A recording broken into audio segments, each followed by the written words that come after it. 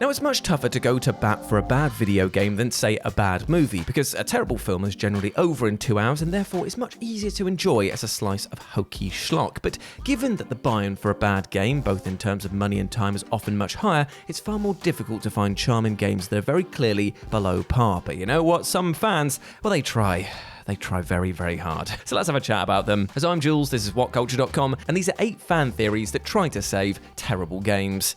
Number 8. The game is a parasite-induced fever dream. Metroid Other M. Metroid Other M is undeniably the outlier of the franchise. That one highly divisive entry which a good deal of the fan base wishes would simply evaporate from existence. Set between Super Metroid and Metroid Fusion, Other M invoked the ire of fans for numerous reasons, mainly for feeling like a dumbed-down version of its franchise predecessors, and especially for infantilizing badass bounty hunter Samus herself, who ends up being far too reliant on a bloke to get the job done. But many have simply opted to obliterate Other M from their own headcanon altogether by dismissing it as a mere fever dream that Samus had at the start of the next chronological game in the series, Metroid Fusion. Fusion kicks off with Samus being attacked by the parasitic organisms known as AX, leaving her comatose until she's cured with a vaccine. And so, why not pawn off Other M's baffling characterization of Samus as some wacky nonsense her brain cooked up while she was on the brink of death? With this in mind, it's much easier to enjoy Other M as the kooky one-off experiment it is, rather than forever curse its place in the Metroid lineage.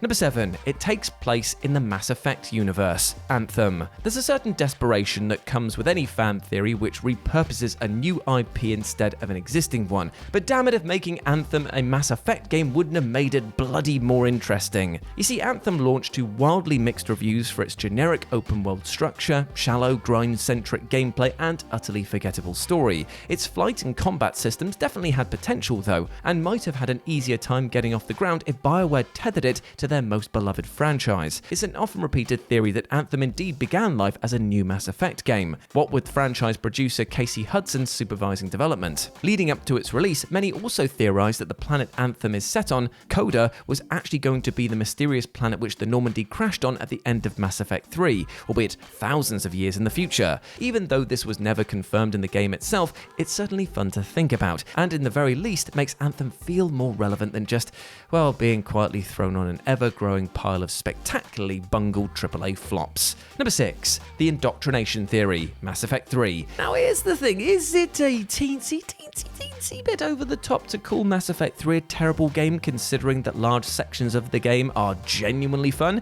Yes it is, but no other game has seen its reputation plummet quite so brutally due to a clumsily botched ending. The cluster truck of an ending, in which the player's journey devolves into a mere pick-a-colour series of choices, proved so disconcerting that one incredible theory took hold in the fandom like a root and just wouldn't stop growing. The indoctrination theory claims the climactic events of Mass Effect 3 didn't actually happen. Rather, it was all taking place in Commander Shepard's head as they attempted to resist being indoctrinated by the Reapers. The control and synthesis endings could therefore be interpreted as Shepard being indoctrinated, while the destroy ending, where the Reapers are destroyed, sees Shep break free. Mass Effect 3 writer Chris Hepler even acknowledged how smart and interesting the theory was, even if he also added that there was no way that was intended by the writers. Still, it sure as hell makes that horrendous ending a good deal easier to swallow. Number 5. An unknown tragedy caused Dante's personality transplant. Devil May Cry 2. Now here's the thing, Devil May Cry 2 is undeniably the worst of the 5 main entries into the franchise. In addition to being way too easy and lacking the mechanical complexity of its beloved predecessor, the second game was raked over the coals by fans for giving Dante a totally unasked for personality transplant, mutating him into a self-serious bore of a hero. Precisely why Capcom felt inclined to suffocate Dante's cockiness and goofy attitude is anyone's guess, but it was definitely the wrong decision. Now, while this might seem like grasping at straws, it nevertheless becomes a little easier to cope with Dante's temporary change in personality, as Devil May Cry 3 thankfully reversed it by presuming that something awful happened to him between the two games, which turned him into a dour mope. Precisely what the incident is remains for fans to decide for themselves, but if you accept that Devil May Cry 2 is basically Dante in the middle of a depressive episode, one for which he apparently sought help before the next game for, then the behind-the-scenes tinkering doesn't seem quite so inane.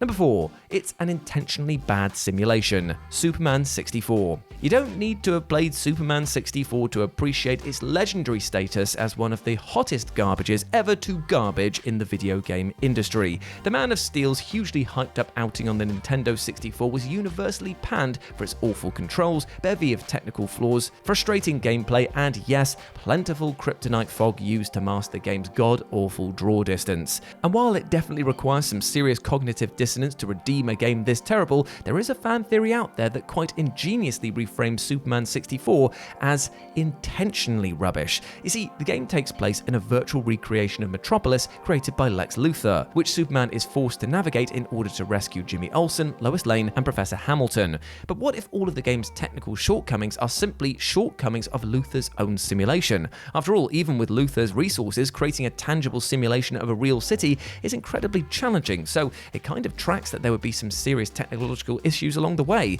As for why the controls are so frustratingly difficult, well, of course they are. I mean, Lex doesn't want Superman to prevail. Setting the game in a Metropolis simulation was almost a low-key genius move, giving developers Titus Interactive a hilarious get-out clause to deflect criticism. Or, not. Number 3, it's a prequel to Final Fantasy VII, Final Fantasy X-2. Final Fantasy X spin-off X-2 is one of the more divisive entries into the franchise, widely lauded for its combat but consistently criticized for almost anything else. It has its fans, to be fair, but as a sequel to Final Fantasy X, it left large swathes of the fandom massively underwhelmed. But one prominent theory about both X and X-2's place within the Final Fantasy series does somewhat soften the blow, and that is that both games are actually prequels to Final Fantasy VII. You see, X-2 introduces the character of Shinra, a name that'll of course be known to anyone who's played Final Fantasy VII, given that Megacorp Shinra is one of the game's biggest villainous entities. Some have theorized that X-2 Shinra went on to start the company of the same name featured in Final Fantasy VII, and this theory was even acknowledged by Yoshinori Kitase, who directed Final Fantasy VII and X and produced X-2, though he did stop short of confirming it outright. But does this connective tissue solve all of the game's problems? Absolutely not, but it certainly makes it easier to appreciate the big picture of it all, that X-2 weaves into the tapestry of the consensus best game in the series. Number 2, it's actually Princess Elise's dream, Sonic the Hedgehog 2006. Sonic 2006 is unquestionably one of the worst games in the franchise. The story, camera, controls, voice acting, and abundance of glitches all make it a truly aggravating experience. But its worst sin was having a human character, Princess Elise, kiss Sonic on the lips, and to make it worse, Sonic is basically dead at the time before said smooch revives him. It went down badly enough with Sonic fans that Sega actually came out and promised them that they'd never have to see Sonic kiss a human being ever again. It's a traumatic enough moment for the fan base. However, some have simply chosen to believe that Sonic 06 is actually a dream of Princess Elise and not actually something that happened in Sonic canon. It's much easier to accept the ridiculous story as Elise's fantastical slumber-induced fawning for the blue blur. I mean, this explains why she becomes a damsel in distress so often throughout the story and how her and Sonic's romance accelerates at a really absurd pace. Hell, if you really want to stretch the theory, you could even say that it explains why the physics are so bloody terrible. It's a dream where not everything works or even makes sense. Great. And number 1, it's a training exercise for Fallout's Vault Dwellers, Rage. Now, Rage had so much potential, but this post-apocalyptic open-world FPS most often feels like an uninspired mishmash of other popular games from the era, namely Fallout 3 and Borderlands. It's hardly the worst thing that you'll ever play, but from the barren in a bad way world to the janky gameplay, it's a real snoozer. But one delicious fan theory posted to Reddit shortly after the game's release recontextualizes Rage in a fascinating way, suggesting that it might actually have been a virtual training exercise played within the Fallout universe. The theory posits that because Rage was criticized by many for feeling like a Fallout ripoff, despite also being published by Bethesda, it might have actually been developed by Fallout's Vault Tech as a way to prepare Vault Dwellers for life above ground. Given that simulations are already established in Fallout lore, such as Vault 112's Tranquility Lane and the Anchorage Reclamation, this theory actually kind of checks out pretty effortlessly. So yeah, that's how I'm going to see it going forward.